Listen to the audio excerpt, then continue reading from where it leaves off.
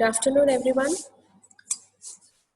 The topic I'm going to take today is diabetes mellitus. I'm Dr. Trishi Sadhna, Assistant Professor, Department of Pediatrics.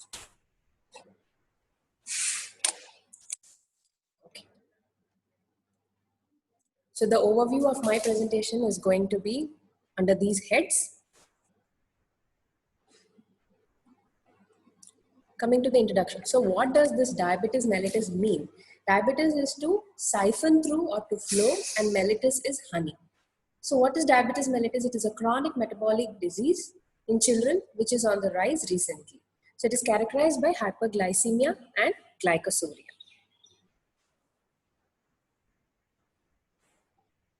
Why to know about childhood diabetes? It is a common metabolic disorder even in children too. Children differ from adults with diabetes mellitus. So how do children differ? Because the most important aspect of a child is growth. So for proper growth, they need extra nutritional care. So we can't restrict the food intake of the child, saying that since he's diabetic, he should not be taking this, he should not be taking that. So by doing this, we hamper the growth of the child. So along with the food, even the activity cannot be restricted. So there is also variation in the food intake and activity in children from day to day.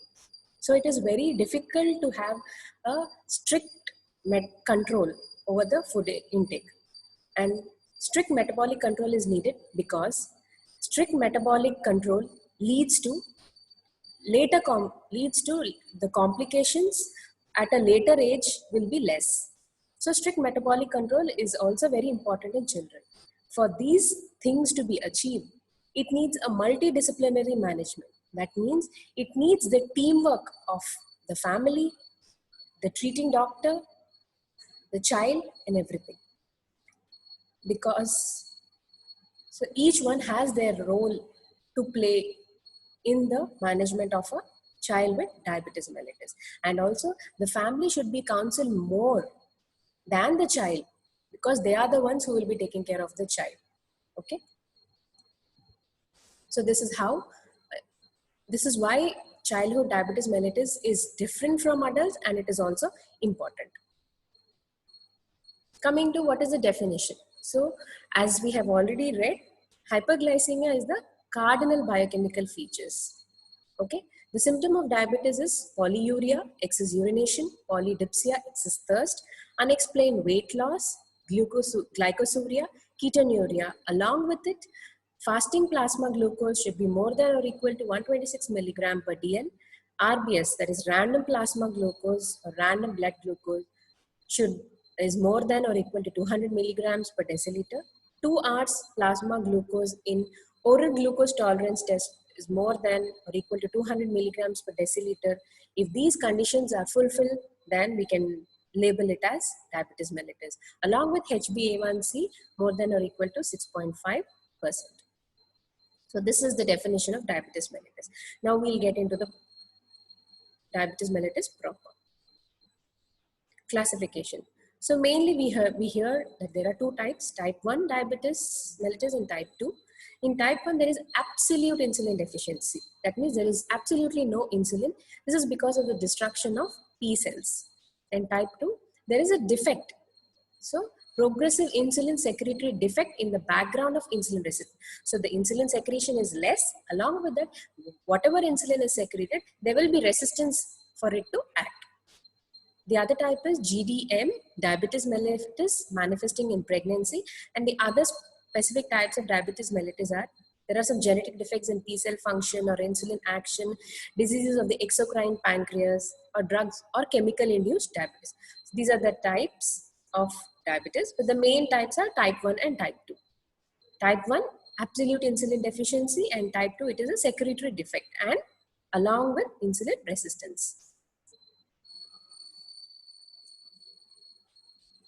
Coming to epidemiology, type 2 diabetes is on the rise than type 1 because of, any guesses? Obesity and less active or sedentary lifestyle. So all these factors have contributed to the rise of type 2 diabetes mellitus. Finland is having the highest incidence of 35 per 1 lakh per year. China and Japan having the least incidence. But why is the difference between the different places or ethnic groups? That is because of the frequency of occurrence of high risk alleles in the various ethnic groups. That the incidence varies in from place to place and people to people. Okay. Incidence increases in children with advancing age. As the child ages, the incidence is increasing. So mainly there are two peaks in the incidence. One is at 5 years, 5 to 7 years, and the other is at pubertal age. The first peak at 5 to 7 years is based on the child being predisposed to infections. Whereas the pubertal age, it is because of the hormonal changes and hormonal influences. And other seasonal variations can also be attributed to this. Okay. Coming to type 1, it is the commonest type seen in more than 90% of the children. Like we have already read, it is absolute deficiency, lack of insulin. There is genetic susceptibility which predisposes to the diabetes mellitus, destruction of pancreatic cells. These patients may also have autoantibodies, antibodies against their own body cells, insulin dependent. They need insulin to be supplemented from outside. They are always insulin dependent and they are more prone to ketosis. So I want you to understand this cartoon.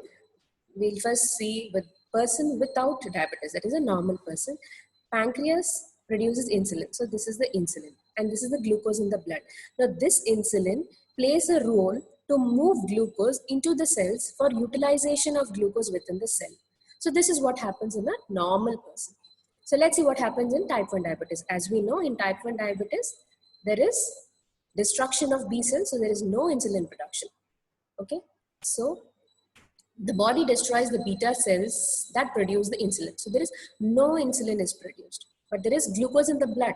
So without insulin, this glucose cannot move into the cells. So that is why there is hyperglycemia or more glucose in the blood. So this is how type 1 diabetes differs from the normal person. So in type 1 diabetes, pancreas stops making insulin. So thereby, the glucose which is present in the blood cannot move into the cell for the utilization. Now what is type 2? It occurs in mostly in obese children and adolescents. So it is in the increasing trend, like what we have already discussed. It is not insulin dependent because in this case, insulin is secreted, but it is secreted either less and also there is a resistance to the action of insulin. They are less prone for ketosis. It is insidious in onset. The changing lifestyle pattern, like I have already said, sedentary lifestyle in a genetically predisposed child pushes him more towards type 2. They may have features of insulin resistance like acanthosis nigricans. Now coming to type 2. So in this, the pancreas produces less insulin. So more glucose is present obviously. So insulin moves less glucose. The cells have some glucose for utilization, but not the entire. So there is still more glucose in the blood because the insulin moves less glucose into the cell.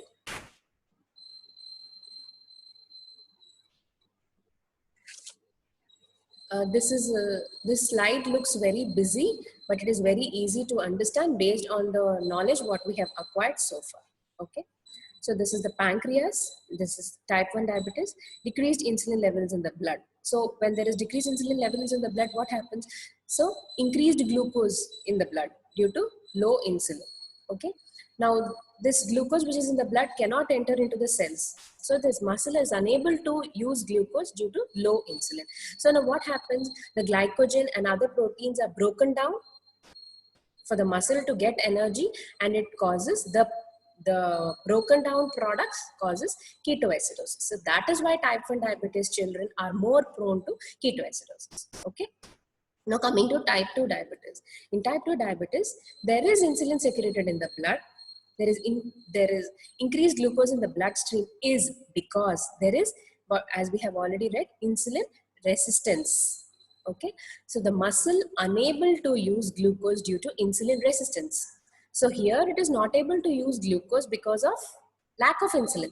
But here there is insulin, but there is resistance to insulin. So that is why muscle is unable to use. So in this case, there is obesity, inheritance, and other contributory factors which leads to insulin resistance. So this is how type 1 and type 2 diabetes are different. I hope this is clear to all of you. Now, etiology. What could be the etiology? As we have already read, it could be genetic susceptibility, environmental influence, infections, mumps, enterovirus, hygiene hypothesis. Hygiene hypothesis means possible protective role by exposure to infections. As and when you are exposed to infections, what they say is you are becoming you are developing resistance to that infection. This is called hygiene hypothesis. Dietary factors like early exposure to cow milk protein. So in this, the body produces autoantibodies and destructs its own pancreas. Psychological stress. These are the probable etiological factors for type 1 diabetes. Pathogenesis. And here I would request all of you to follow this flow chart, because it is easy to write anything in the form of flow chart, and it is also very easy to remember. So maybe it is better if you note down the flow charts. Okay, so because when they ask you regarding the pathogenesis, if you just write down this flow chart, it is easy for you to learn, and it is also easy for the person who reads your paper. The genetic susceptibility in a predisposed individual, environmental factors like what we have read are seasonal variations, infections, early exposure to cow milk protein. All these things lead to insulitis, leading to B cell damage, which leads to glucose intolerance and over diabetes. This is how diabetes is developed. Now, what are the clinical features? So the osmotic symptoms: polyuria, polydipsia, polyphagia. Let me explain to you here. Polyuria. So the osmotic overload, because of loss of osmotic overload, leads to loss of calories in the urine in the form of glucosuria. Okay, so when the child is, which is usually associated with polyphagia. So if the child is not given enough calories because of the loss of osmotic overload and loss of glucose in the urine, if the child is not given enough calories, it may lead to unexplained weight loss. There may be lethargy, itching or white discharge from genitalia, moniliasis. Glucosuria leads to moniliasis, recent onset of nocturnal enuresis, breathlessness, dehydration, shock in ketotic onset. So these are the clinical features. So 3 P's: polyuria, polydipsia, polyphagia, unexplained weight loss, lethargy, moniliasis, recent onset of nocturnal enuresis, and features of ketoacidosis. Now, examination. So the vital signs have to be monitored. We have to look for dehydration, shock, deep rapid breathing, which is called typically Kussmaul's breathing, moniliasis, look for any focus of infection, and anthropometry. So what are the investigations that need to be done? Blood glucose, finger prick blood glucose, also confirmed by the lab glucose. Blood ketones, urinary ketones, GTT is rarely done if ever needed in children with diabetes. HbA1c at diagnosis and subsequently. Antibodies like glutamic acid decarboxylase, islet cell antibodies, and also evaluation for thyroid antibodies, because there in autoimmune diseases, if one system is affected, you have to look for the effect of autoimmune process in other systems also. So that is why these tests are done.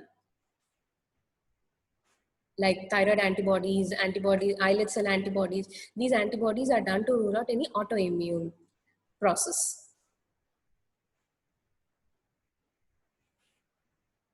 So diagnosis. So it is always based on a clinical suspicion with symptoms, supplemented by lab criteria as per the definition. Presence of ketoacidosis should be ruled out in all children at diagnosis, because always type 1 diabetes children present with diabetic ketoacidosis. So at diagnosis, ketoacidosis should always be ruled out.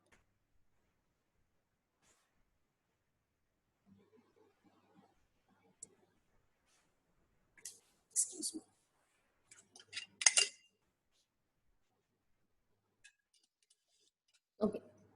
When should you suspect diabetes mellitus in a child? Whenever the parents give you history of polyuria, polydipsia, polyphagia, first things that should strike to you is, could it be a diabetes?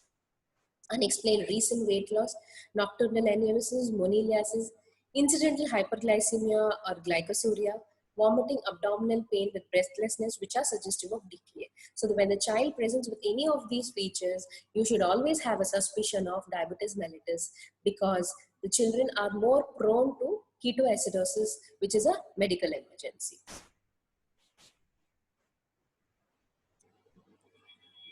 How do we manage? Hospitalize all children with high blood sugar.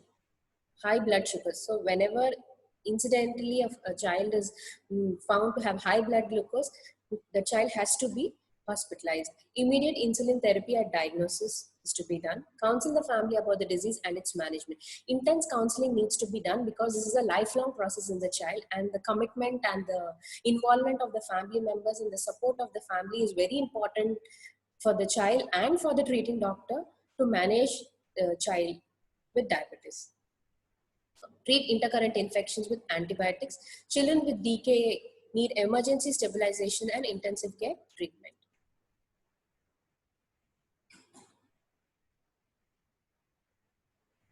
So management. So insulin therapy is the main drug, you can say. It is the main drug in the treatment of diabetic ketoacidosis. And the other non-pharmacological treatment include dietary modification, exercise, intercurrent infection management, and avoiding complications. So emphasis should be made on normal activities of the child. That means the child should at school be encouraged to involve himself in the activities, but extra care should be taken by the parents and the school management regarding the child and his disease condition, and also care must be taken to avoid hypoglycemic attacks in the child. So it is always good to give a written protocol to the school as to how the child should be managed in case the child develops any hypoglycemic episodes in the school. So it is always good that the school be well informed about the disease of the child. Exercise is very important in these kids, because exercise increases glucose utilization, and it also increases insulin sensitivity. So that is how exercise helps in the management of diabetes. And also long-term outcome is better in the children who are on regular exercise. And also, as I have already discussed, the long-term complications or the later complications can be delayed in the children who have good glycemic control.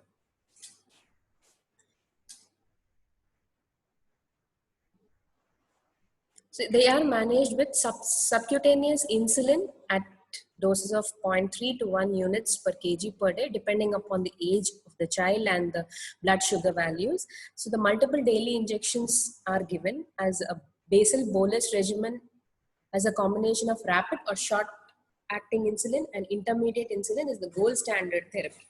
This therapy needs 3 to 4 doses. That means background of long acting or intermediate acting insulin is given, which will maintain the glycemic control, and postprandial peaks to take care of the postprandial peaks, the rapid analog insulin is supplemented. This is what is the regime in management of diabetes. So we have different insulin preparations, like the ones which we have read, like rapid or short acting insulins are Lispro, Aspart, and regular insulin. So Lispro and Aspart have an onset of 15 minutes, and the effect peaks within 1.5 hours, and the total duration of the effect is 3 to 4 hours. Regular is onset is 30 minutes, peak 2 hours, duration is 30 to 6. Whereas intermediate, NPH insulin and Lenti insulin, they are slower onset but longer duration. So onset is 2 to 4 hours, 6 to 12 hours is the peak, and total duration is 10 hours. So if NP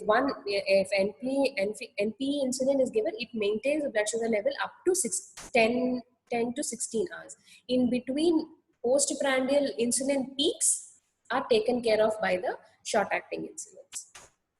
And long-acting insulins are Lenti and Glargine.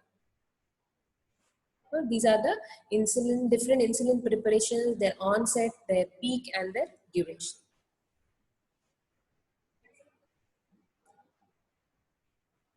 Follow-up. Follow-up is very important in a child with diabetes mellitus. So we should monitor for glycemic control with home-based blood glucose tests and periodic HbA1c, because HbA1c reflects the glycemic control over the past 2 to 3 months. So home-based glucose test and periodic HbA1c is important. Growth and development is monitoring is important, because in a child, growth and development is important. So they need to be monitored to know if there is any hampering of growth and development because of diabetes. Avoid hypoglycemic episodes and ketoacidosis episodes of TK. These episodes can be avoided by good glycemic control in the child. And also follow up for any micro and macrovascular complications, because this high blood sugar levels can affect vascular system. So any of these microvascular complications involving kidneys, eye, joints should be followed regularly. Also counsel the child and the family for sustained and strict glycemic control. Coming to the complications.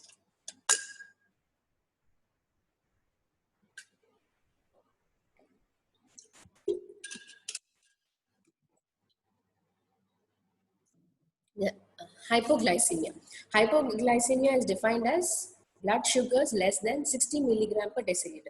Why does hypoglycemia occur? Because unusually, some children may be unusually active, and in their insulin and food intake is not changed or not varied according to their activity. Such cases, the children are more prone to hypoglycemia. Also during infections and during excessive activity, care should be taken to titrate insulin and food intake, because this may lead to, if improperly done, it may lead to hypoglycemia.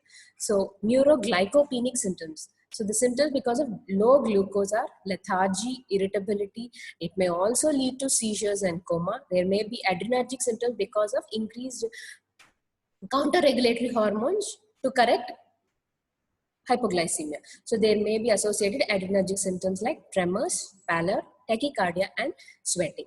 So in this case, how do we manage? Remember rule of 15, that is 15 grams of free sugar should be given to the child, and blood sugar should be done after 15 minutes. Free sugar means anything in the form of a drink or a toffee or a candy can be given to the child. So, and if the child is conscious and if he can take, but if you find that the child is unconscious, then you can give him IM glucagon. Okay. The other complications are diabetic ketoacidosis, which we are going to discuss in detail. It is a common metabolic derangement. It is predisposed by infection or poor compliance to therapy. Cerebral edema leads to death in diabetic ketoacidosis. That is why diabetic ketoacidosis is a medical emergency, and it should be managed in ICU setting only.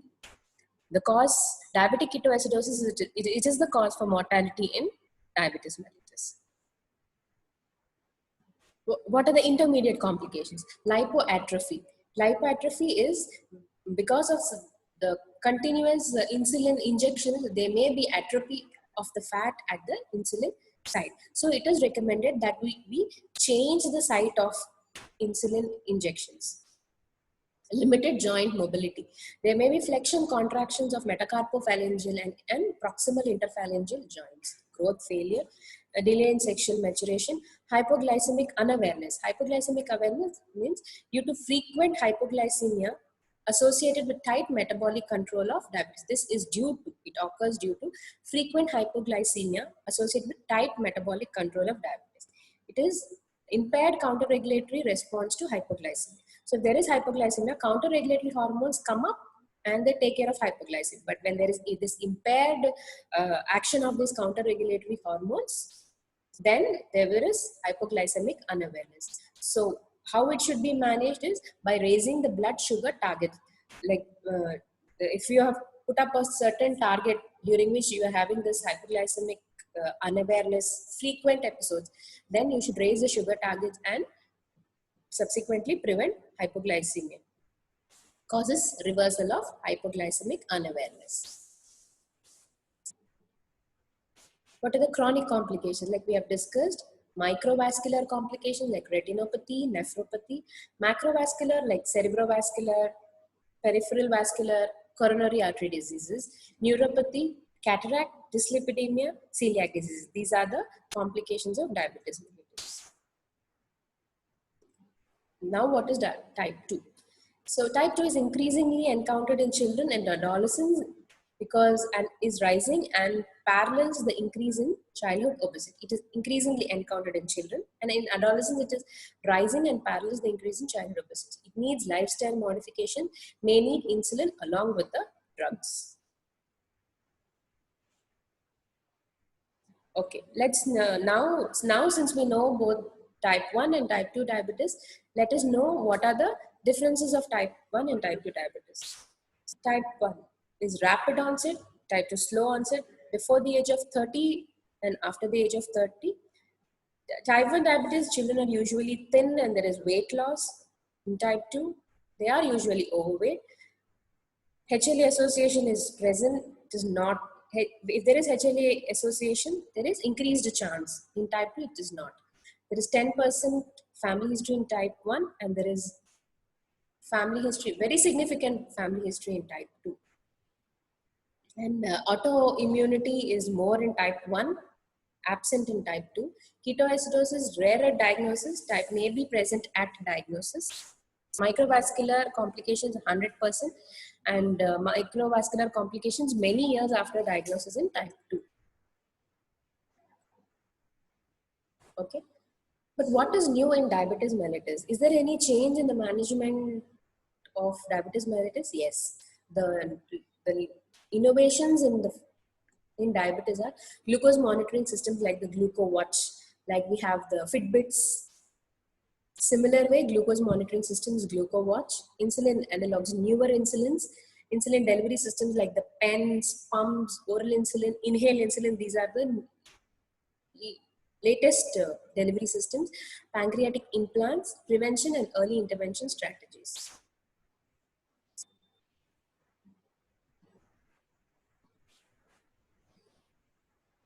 Now coming to the important complication of diabetes mellitus, that is diabetic ketoacidosis.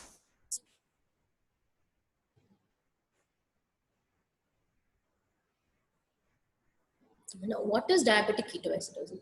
Diabetic ketoacidosis is the most severe and acute complication of diabetes mellitus. It is a state of hyperglycemic dehydration and ketotic acidemia. So, DKA is a triad of hyperglycemia, ketosis, and acidosis. Let's know the pathogenesis of DKA.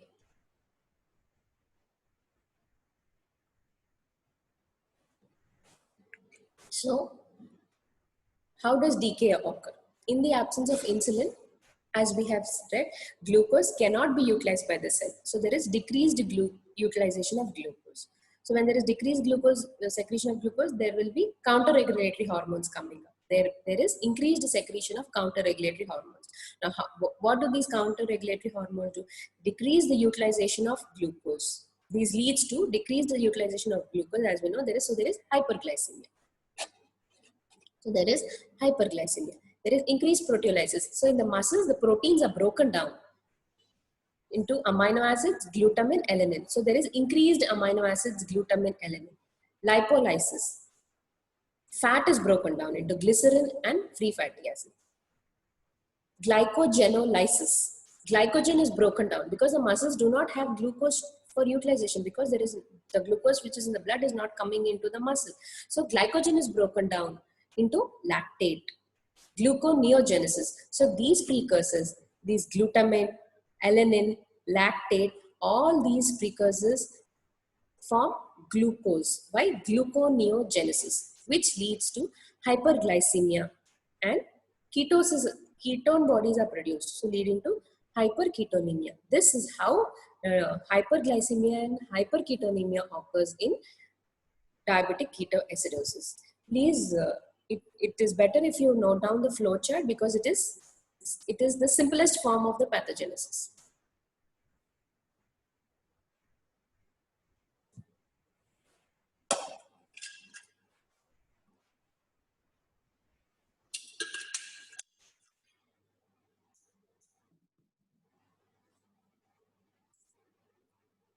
The same is represented again in the form of a cartoon for better understanding.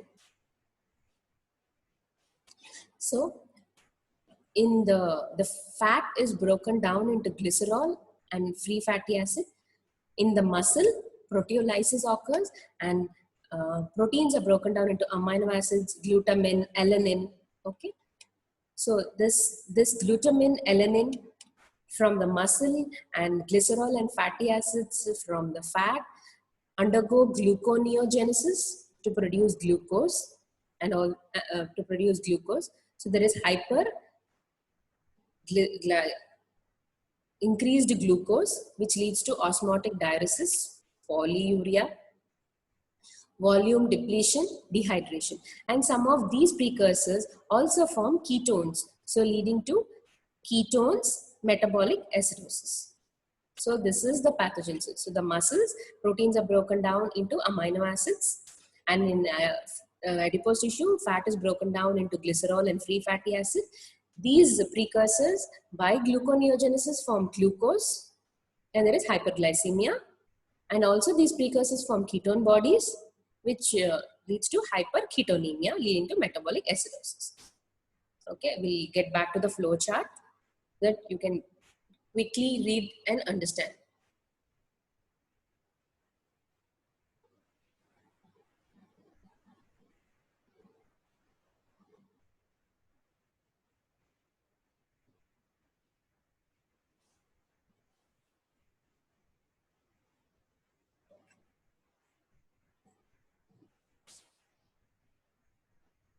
Okay.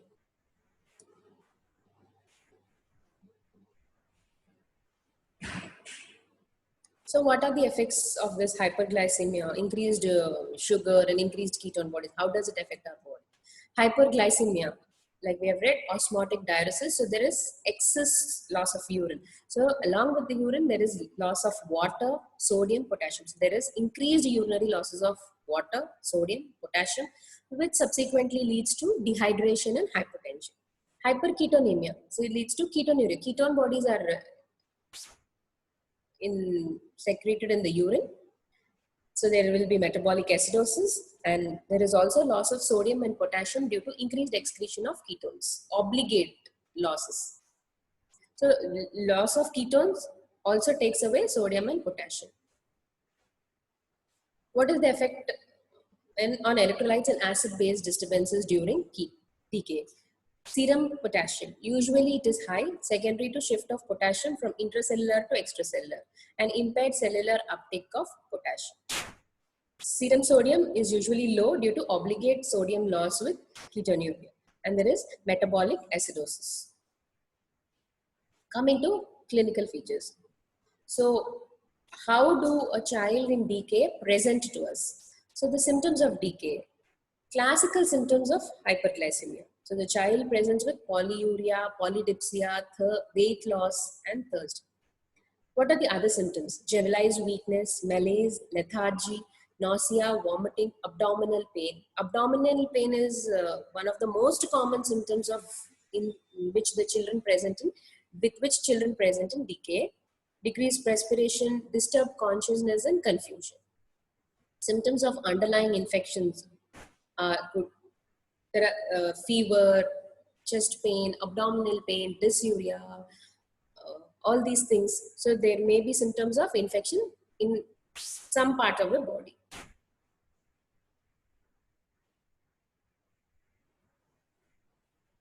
Signs of decay. General signs are child appears sick, dull, lethargic, disturbed consciousness. There may be signs of dehydration. Skin is dry, loss of turgor, dry tongue, sunken eyes. All these things are signs of dehydration. The The child may present with tachycardia, hypotension, tachypnea, and the specific is ketotic breath. A strong fruity breath odor is seen, and there is Kussmaul's respiration, acidotic breathing, abdominal tenderness.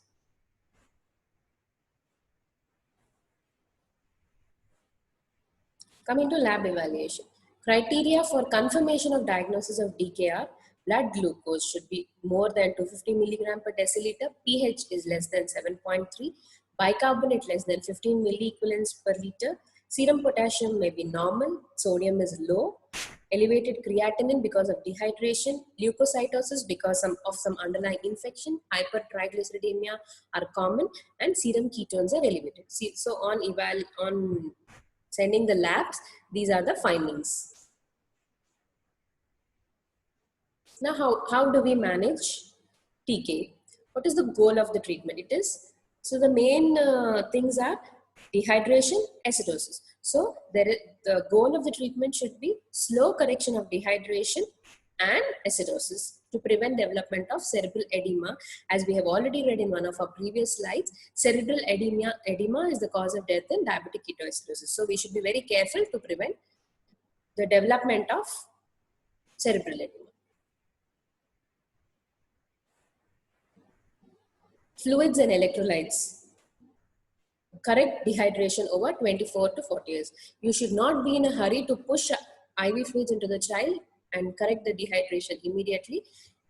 Dehydration should be corrected over a period of 2 days. So based on the blood pressure and capillary refill time, child should be given bolus at the rate of 10 to 20 ml per kg, and you have to check over 1 hour, over half an hour to 1 hour. After that, BP and capillary refill time are checked. If there is no improvement, then you can go for another bolus and subsequently check for BP and capillary refill time. Okay.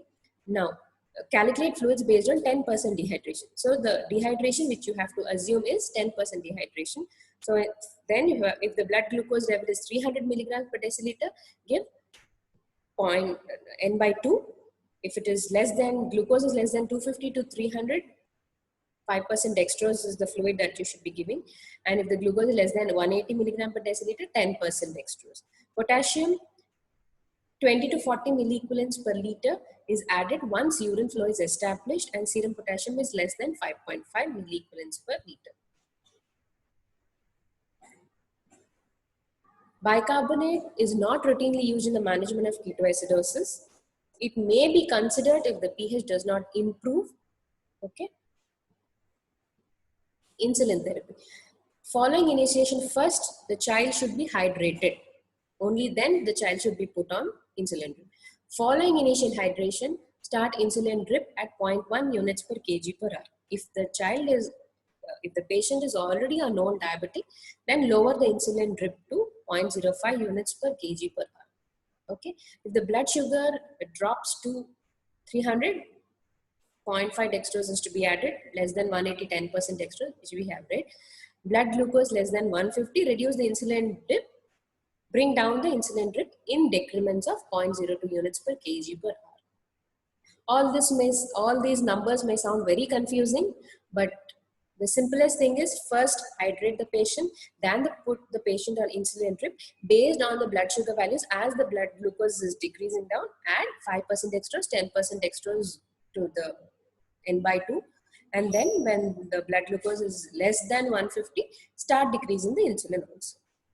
Okay, monitor blood glucose every 30 minutes when changing insulin drip, or if blood glucose drops to less than 150 milligrams per deciliter.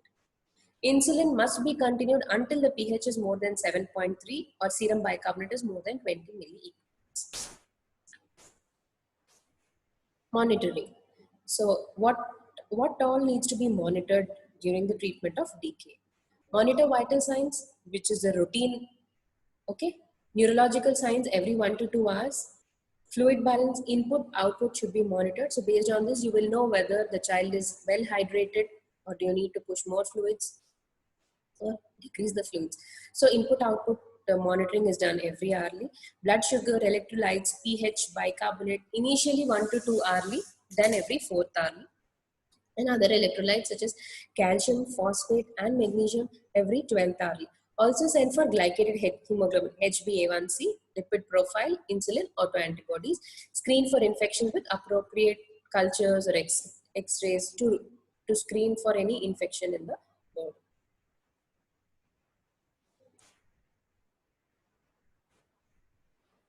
So, in short, so as I already told you, management of DKA involves a lot of numbers, lot of changing the fluids and glucose. So it may be very confusing to you. So in short, how do you manage DKAs?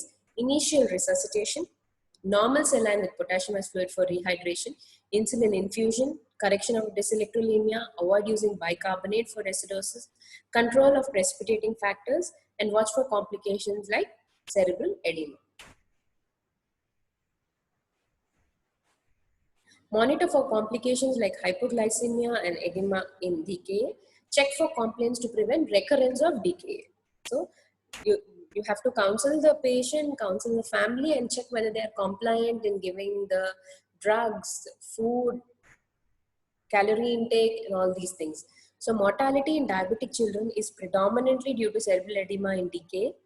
Timely identification and urgent intervention can prevent mortality in DKA. Okay, so that is how DKA is managed. One of the most serious complications of diabetes. Carry home message is type 1 diabetes is common in children than type 2. Type 1 may have associations with autoantibodies.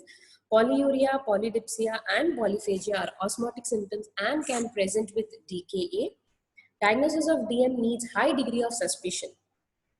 Like we have discussed, any child presenting with polyuria, polydipsia, unexplained weight loss, polyphagia, recent unexplained weight loss, have a suspicion of diabetes mellitus in the mind first. Insulin to be started on the day of diagnosis of diabetes mellitus. Dietary management, monitoring, and follow-up for acute and long-term complication is needed. Hypoglycemia and diabetes ketoacidosis should be prevented. Okay. World Diabetes Day, it is developed on 14th November, which was celebrated even in our hospital last year. Hope to celebrate it this year too, if all the things settle down. And thank you. I hope the topic was clear to you all.